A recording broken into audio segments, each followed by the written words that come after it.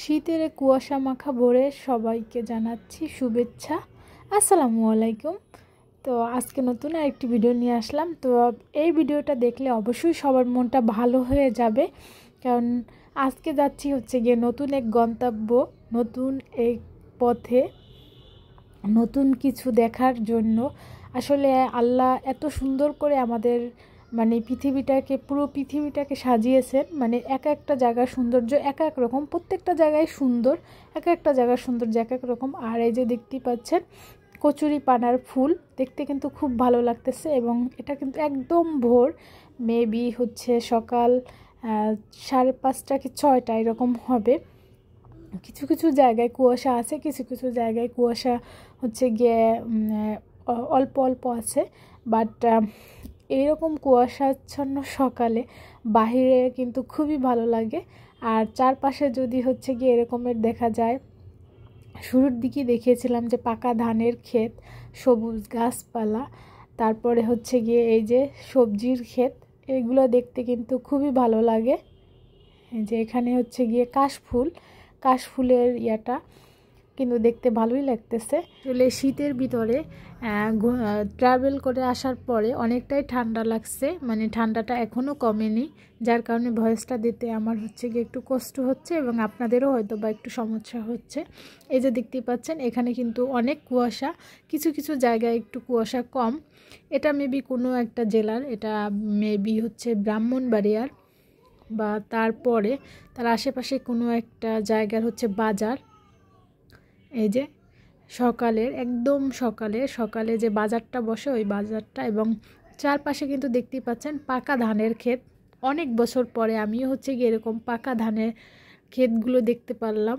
আসলে সব কিছু যে আপনার প্ল্যান মাফিক হবে এটা কিন্তু কখনোই না, আমাদের প্ল্যানের বাহিরেও কিন্তু সৃষ্টিকর্তার কিছু প্ল্যান থাকে। ঠিক সেরকমেরই একটা প্ল্যান হয়েছিল আমার এইবারের ট্রিপটা। এবার কোনোই প্ল্যান ছিল না, প্ল্যান ছাড়াই বেরিয়ে পড়লাম।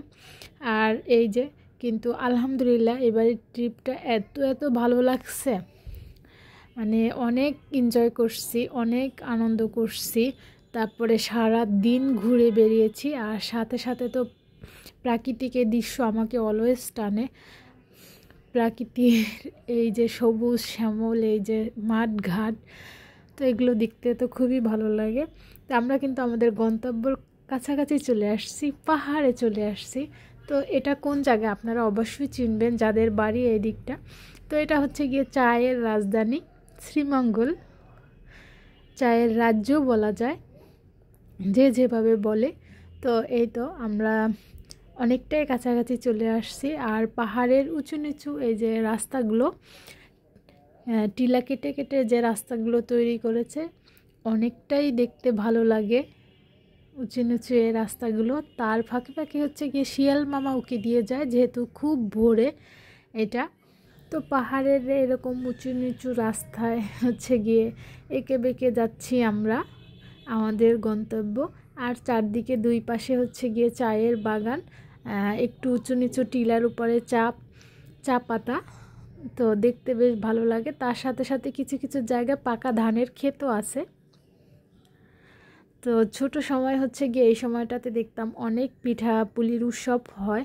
তো এই তো সবুজ শ্যামল সোনার বাংলা, এই জন্যই হয়তো বলেছিল কবি যে সবুজ শ্যামল সোনার বাংলা। সত্যি এটা সোনার বাংলা, চারদিকে গিয়ে সবুজ। তো আমরা এখন গিয়ে আমাদের হোটেলে পৌঁছে গিয়েছি। তো এখানে গিয়ে ব্যাগপত্র রেখে আমরা ফ্রেশ হয়ে নাস্তা করতে যাব। আর এই দিক দিয়ে দেখতেই পাচ্ছেন সূর্যি মামা কিন্তু উকি দিয়ে দিয়েছে। আর সকালের এই সূর্যি মামা, শীতের এই সময়টাতে এই রৌদ্রটা কিন্তু খুব ভালো লাগে, মিষ্টি মিষ্টি একটা রৌদ্র আসে। আর তার সাথে সাথে গিয়ে ফুল কার না ভালো লাগে, ফুল সবাই পছন্দ করে, ফুল এমনই একটা জিনিস। তো আমি কি এখানটা ঘুরে ঘুরে দেখতেছিলাম আসলে নতুন একটা জায়গা, নতুন পরিবেশ কেমন, এটা সবারই আসলে দেখার আগ্রহ জন্মায়। আর সাথে সাথে যদি হয় এরকম একটা সুন্দর একটা জায়গা, তাহলে তো আরও ভালো লাগে, সকাল সকাল মনটাই ভালো হয়ে যায়। তো এখানে গিয়ে দেয়ালের অঙ্কনগুলো খুবই সুন্দর। আমি ভিতরে চলে আসলাম, এখানে একটা দেখতেই পাচ্ছেন সুইমিং পুল আছে। তো এখানে এটা বড়দের, আর ওই সাইডে গিয়ে একটা বাচ্চাদের আছে। তো আমরা সারাদিন ঘুরবো, তারপর দিন রাত্রে এসে গিয়ে সুইমিং পুলে গোসল করবে সবাই।